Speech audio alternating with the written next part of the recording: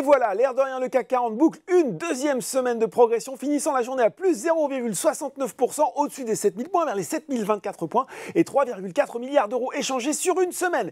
Il grimpe de 2,38% et de 8,5% depuis le début de l'année, une performance historique.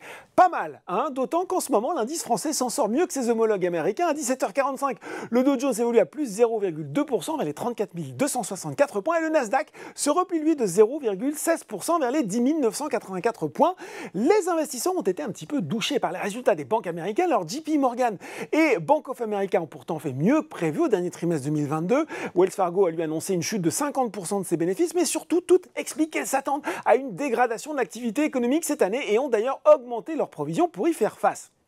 En attendant, on regarde les valeurs en hausse à Paris et c'est Air France-KLM qui a survolé le SBF 120 aujourd'hui, porté par le vent favorable des analystes. Davy Research a relevé sa recommandation de sous-performance à neutre et surtout UBS est lui passé de neutre à achat avec un objectif de cours porté de 1,75 € à 2 €. UBS qui considère que le cours actuel représente un point d'entrée attrayant. Derrière, on retrouve Soitec, BIC et CGG sur le CAC 40. Le luxe reste solide à l'image de Hermès, Essilor, Luxottica, ArcelorMittal et Dassault Systèmes sont également bien orienté. À noter enfin sur le SRD que la fièvre spéculative qui anime la biotech Onxeo depuis le début de l'année ne se dément pas.